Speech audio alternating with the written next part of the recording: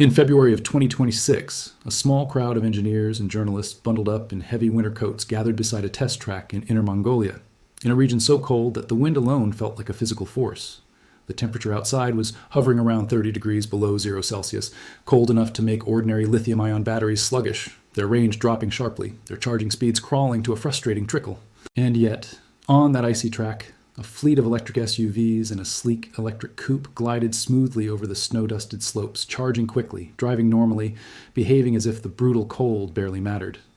What made that demonstration remarkable wasn't visible from the sidelines at all. It was buried inside the battery packs themselves, built not from lithium, the material every single electric vehicle on the road today depends on, but from something almost absurdly ordinary by comparison: sodium, the same element found in common table salt. This is the real story behind the headlines claiming China's new sodium battery has the entire EV industry panicking. And once you understand what's actually happening, both the genuine excitement and the very real limitations become a lot clearer than a dramatic headline alone can convey. Let's start with why anyone would want to build a battery out of sodium in the first place. Because on paper, it sounds like a strange choice.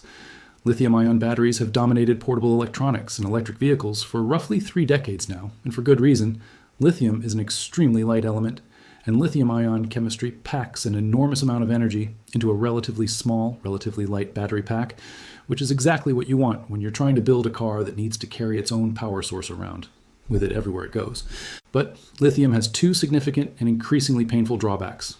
First, it's genuinely rare, geologically concentrated in a small handful of countries: Australia, Chile, Argentina, and China itself among the largest producers, which makes the entire global lithium supply chain vulnerable to price swings, geopolitical tension, and the kind of boom and bust mining cycles that have sent lithium prices soaring and crashing more than once over the past several years as EV demand has surged. Second, and this is the part that matters enormously for anyone living somewhere with a real winter, lithium-ion batteries genuinely struggle in extreme cold. Below freezing, the chemical reactions inside a lithium-ion cell slow down considerably, reducing both how much energy the battery can deliver and how quickly it can be recharged, which is exactly why EV owners in cold climates have long complained about winter range anxiety, watching their car's estimated range drop by 20, 30, sometimes even 40% on the coldest days of the year. Sodium, by contrast, solves both of these problems in one stroke, at least in theory. It sits directly beneath lithium on the periodic table, sharing many of the same basic chemical properties, which means sodium-ion batteries can be built using broadly similar manufacturing processes and cell designs to lithium-ion batteries, shuttling ions back and forth between 2 electrodes to store and release energy in essentially the same fundamental way. But sodium itself is almost comically abundant, present in seawater, in common salt deposits, and soil virtually everywhere on Earth, meaning a sodium-based battery supply chain would never face the same kind of geographic concentration or geopolitical vulnerability that lithium does. And critically, sodium-ion chemistry tends to perform considerably better in cold weather than lithium-ion chemistry does, retaining far more of its usable capacity at extreme low temperatures, which is precisely why that demonstration in Inner Mongolia's brutal winter conditions was chosen as the moment to show the technology off. The company at the center of this story is CATL, formerly known as Contemporary Ampere-X Technology Company Limited. And if you haven't heard of it by name, you've almost certainly ridden in, or driven, a car powered by one of its batteries without realizing it. CATL is, by a wide margin, the largest electric vehicle battery manufacturer on the planet, supplying cells to an enormous roster of automakers worldwide.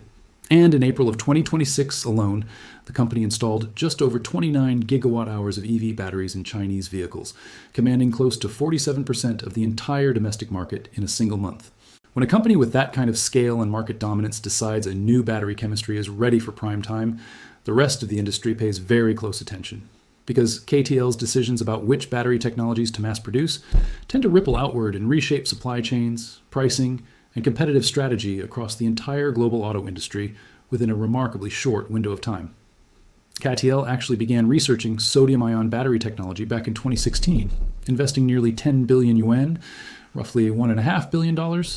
into the chemistry over the following decade, describing the effort internally as a form of what the company's leadership has called alternative risk management, essentially a deliberate hedge against the kind of wild lithium price swings that have periodically squeezed battery manufacturers' margins and complicated long-term planning. For years, that research remained largely confined to laboratories and small-scale pilot projects, because sodium-ion batteries carried one persistent, stubborn drawback. lower energy density than lithium-ion cells, meaning a sodium-ion battery pack of a given size and weight simply couldn't store as much energy and therefore couldn't deliver as much driving range as an equivalent lithium-ion pack. For years, that gap was significant enough to confine sodium-ion technology mostly to smaller applications, electric scooters, low-speed delivery vehicles, and stationary grid energy storage systems, where raw energy density matters far less than cost and safety. That began changing rapidly through 2025 and into 2026. CATL's Chief Technology Officer, Gao Huan, announced in April of 2026 that the company's innovations had increased sodium battery energy density by 50%, describing the technology as having reached what he called a milestone stage, and declaring that the era of sodium and lithium shining together had arrived. CATL's sodium-ion product line, branded Naxtra, achieved an energy density of approximately 175 watt-hours per kilogram, still trailing behind CATL's best lithium iron phosphate cells, but closing the gap dramatically compared to where sodium-ion technology sat just a couple of years earlier. The company has stated a goal of bringing sodium-ion energy density fully on par with lithium iron phosphate within the next 3 years, which would unlock driving ranges approaching 600 kilometers, or roughly 370 miles under Chinese testing standards, a figure genuinely competitive with mainstream lithium-powered EVs on the market today. The cold weather performance numbers are where this technology really distinguishes itself, and they're worth sitting with for a moment, because they represent a genuine, measurable engineering achievement rather than a marketing exaggeration. According to CATL, its sodium-ion batteries can continue operating normally at temperatures around negative 20 degrees Celsius, and potentially down to negative 30 degrees Celsius, conditions that would badly cripple a comparable lithium-ion battery's usable range and charging speed. Even more strikingly, the company states that its sodium-ion cells retain more than 90% of their usable capacity at negative 40 degrees Celsius, a temperature so extreme it's rarely encountered outside of the harshest Arctic conditions, and one at which lithium-ion batteries typically struggle enormously. In the specific consumer vehicle demonstrations that followed, a 45 kilowatt-hour sodium-ion battery pack was shown charging at temperatures as low as negative 30 degrees Celsius, while still retaining the vast majority of its usable capacity, even at negative 40, alongside remarkably fast charging claims,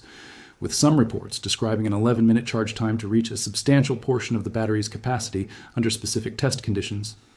The actual commercial rollout began in February of 2026 when CATL and Changan Automobile, a major Chinese state-owned automaker that also partners with Ford Motor Company on various projects, unveiled what they described as the world's first mass-produced electric vehicle equipped with a sodium-ion battery, the Chang'an Nevo A06. This wasn't a concept car or a limited-run showcase vehicle confined to auto show floors. It was positioned as a genuine production vehicle, with CATL's chief manufacturing officer stating that somewhere between 10,000 and 20,000 vehicles could be fitted with sodium-ion battery packs over the course of 2026 alone, an early but real-world test of whether this chemistry can hold up under the demands of everyday driving, everyday customers, and everyday weather, rather than remaining confined to controlled laboratory or demonstration conditions. CATL wasn't alone in this push either, which is part of why the story carries the weight it does, rather than reading as a single company's isolated experiment.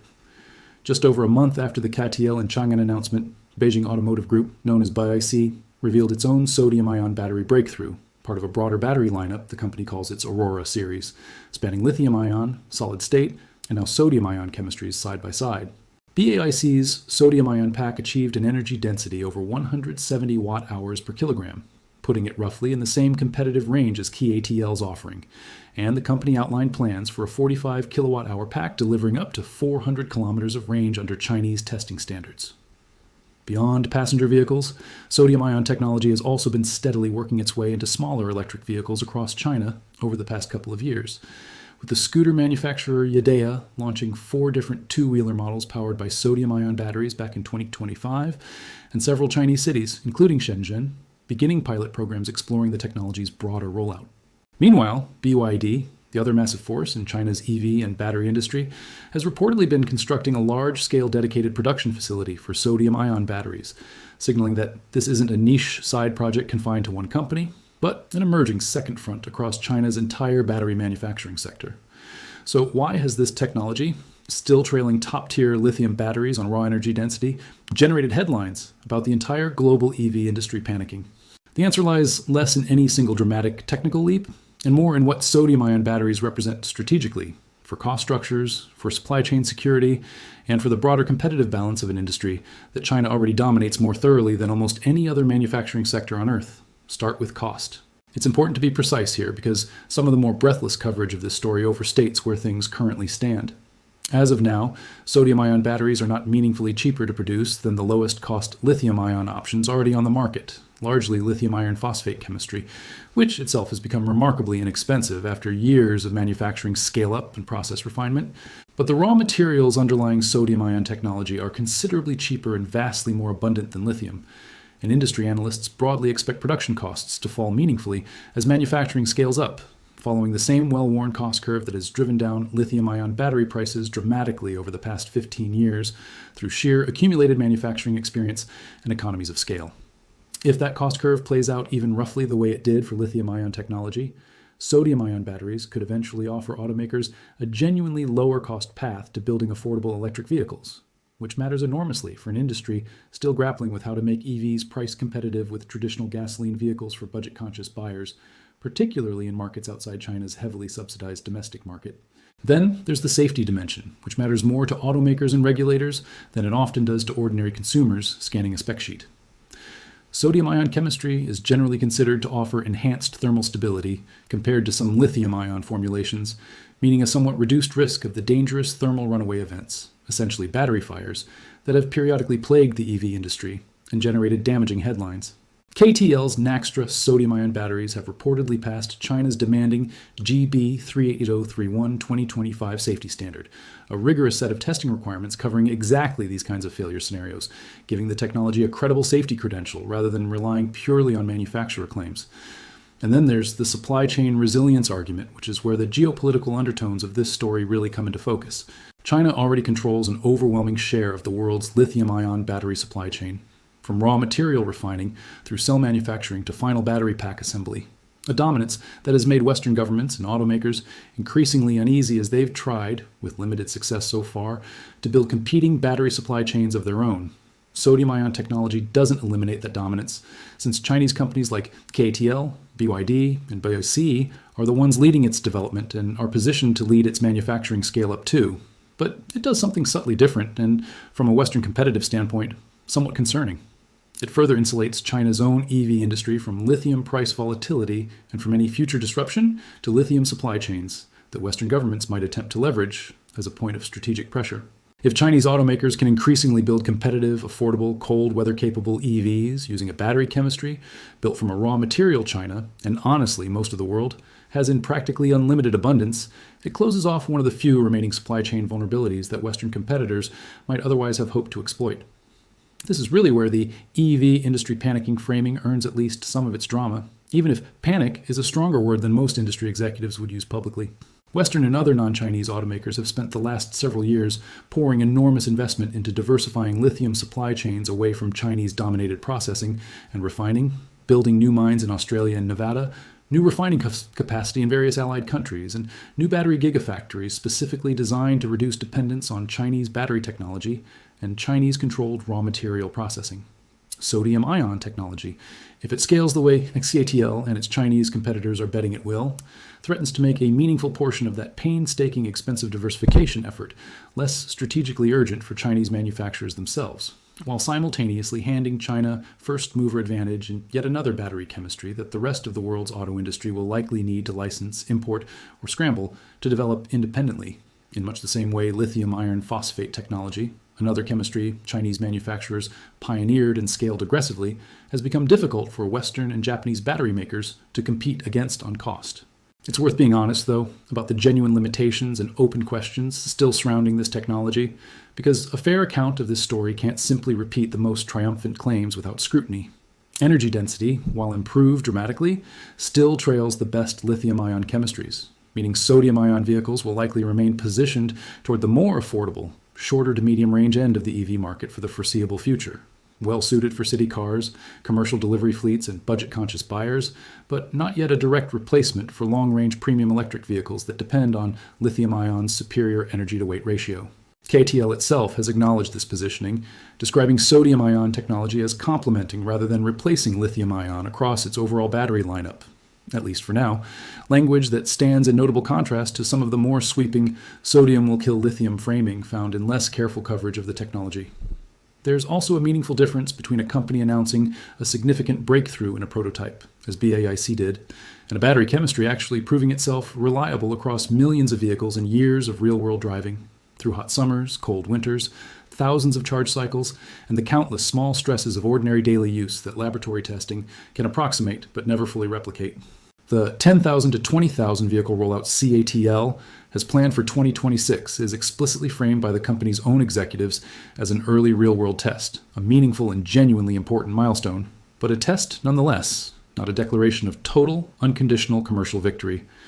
Battery technologies have a long history of impressive laboratory results that took considerably longer than initially projected to translate into flawless, large-scale, real-world reliability, and sodium-ion batteries, however promising their current trajectory looks, are not guaranteed to be an exception to that broader pattern. There's also a subtler complication buried in the raw material story that's worth including, since it's easy to oversimplify sodium-ion technology as simply swap out expensive lithium for cheap salt,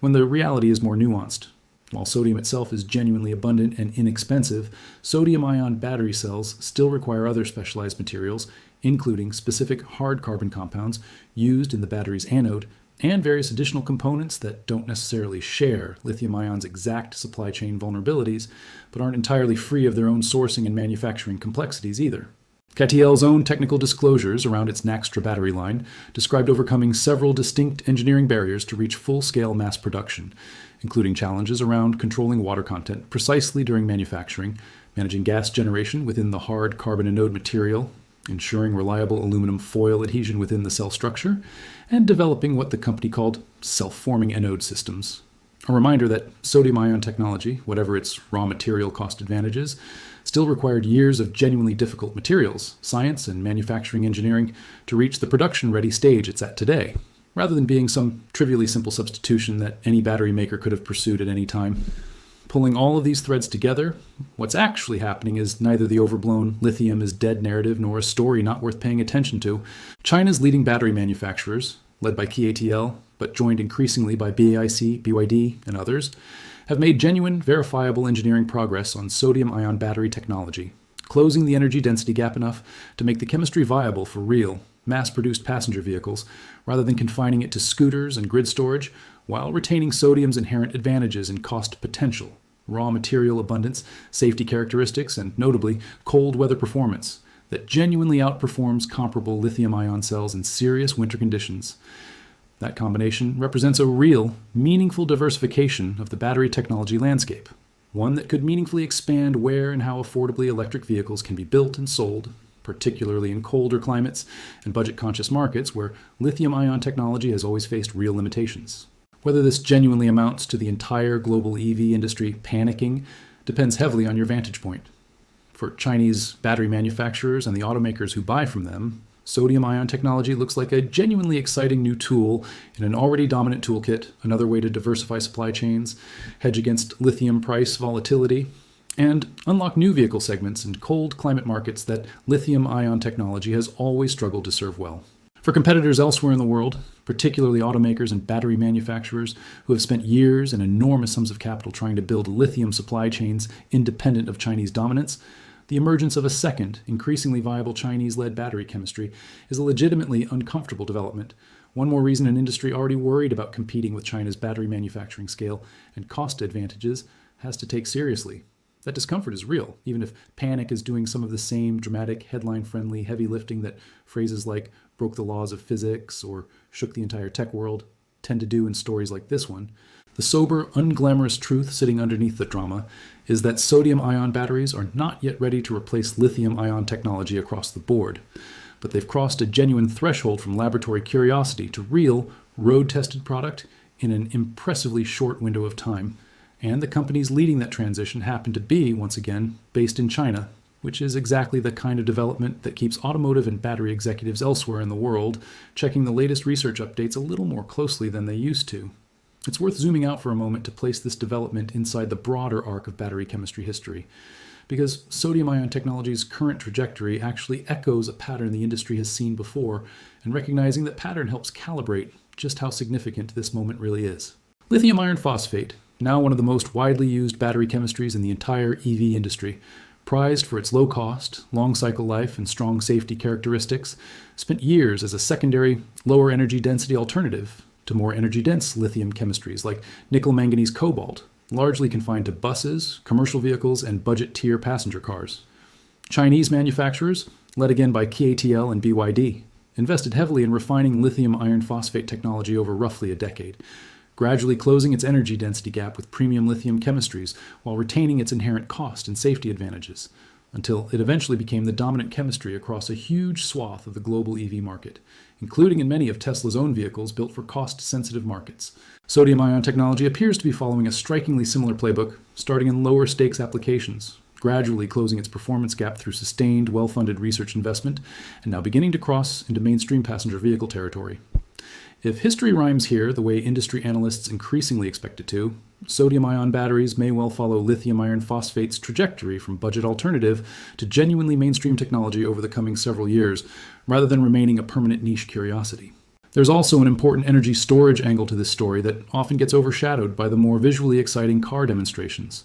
but which several industry analysts consider potentially even more significant in the long run. Beyond passenger vehicles, CATL has introduced a dedicated sodium battery energy storage system called Tenor Sodium, aimed at grid-scale applications, storing renewable energy generated by solar panels and wind turbines for later use, a sector where lithium-ion technology has faced its own set of challenges around cost and long-term cycle life at the massive scale grid operators require. First deliveries of this system in China were scheduled for September, with plans for global deliveries to follow. Some industry observers, including analysts at MIT Technology Review, have gone so far as to suggest that sodium-ion technology's most significant long-term impact may end up being felt not on roads at all, but on power grids, where the technology's lower cost, enhanced thermal stability, and long operational lifespan make it a particularly well-suited fit for stationary storage applications that don't face the same strict weight and space constraints as a vehicle battery pack does. American startups like Peak Energy have already begun deploying sodium-ion grid-scale storage systems of their own, suggesting this isn't purely a China-only phenomenon, even if Chinese manufacturers currently hold a clear head start in both research investment and manufacturing scale. It's also worth considering how automakers outside China are likely to respond to this shift, because the honest answer involves more nuance than either total panic or complete indifference. Several major non-Chinese automakers, along with battery manufacturers in South Korea, Japan, and increasingly parts of Europe and North America, have their own sodium-ion research programs underway, though generally at an earlier stage than CATL's decade-long, multi-billion yuan investment. The more likely near-term response isn't a sudden abandonment of lithium-ion technology, but rather an acceleration of parallel investment. Non-Chinese battery makers pouring more resources into their own sodium-ion research to avoid falling too far behind. Automakers exploring licensing arrangements or joint ventures with Chinese sodium-ion technology providers where politically and commercially feasible, and continued heavy investment in lithium supply chain diversification as a hedge against the possibility that sodium-ion technology doesn't scale as smoothly or as quickly as its most optimistic proponents currently project. In other words, the practical industry response looks less like a single dramatic reaction and more like the same kind of measured, multi-front hedging strategy that responsible corporate planning around any major emerging technology typically involves, even when the underlying technological shift is genuinely significant. None of this diminishes just how remarkable it is that a chemistry built from one of the most abundant, least glamorous materials on the planet, ordinary salt, has gone from a decade of quiet laboratory research to appearing in real, purchasable production vehicles, navigating actual icy roads and actual Mongolian winters within the span of just a few years. That progression, from promising lab chemistry to mass-produced product, is exactly the kind of milestone that tends to reshape entire industries once it clears the finish line. And whether or not panic is the precise word for how competitors elsewhere are reacting, there's no question that sodium-ion batteries have gone, in a remarkably short window, from a curiosity worth a footnote to a genuine strategic consideration that battery executives, automakers, and policymakers well beyond China's borders are now having to take seriously. It's also worth remembering, as a final grounding note, that the true test of any battery chemistry isn't a demonstration event, however impressive, but years of accumulated real-world mileage across ordinary owners doing ordinary things, commuting through summer heat, parking outside through winter cold snaps, charging on inconsistent schedules, driving over rough roads, and simply aging over hundreds of thousands of charge cycles. CATL's own planned rollout of 10 to 20,000 sodium-ion vehicles in 2026 is explicitly framed as an early test for exactly that reason, a chance to gather the kind of large-scale, real-world data that no laboratory or demonstration track, however cold or however icy, can fully substitute for. If that real-world data holds up the way the lab results and early demonstrations suggest it should, sodium-ion technology's next few years could look a lot like lithium iron phosphate's rise before it. Steady, unglamorous, incremental expansion from a promising alternative into a genuinely mainstream pillar of how the world's electric vehicles get built. And if a chemistry made from common table salt ends up doing for cold climate, budget-conscious EV buyers what lithium iron phosphate has already done for cost-conscious buyers more broadly, that's less a single dramatic headline moment and more the quiet, compounding kind of shift that a few years from now people will look back on as one of the more consequential turns in the entire history of the electric vehicle industry.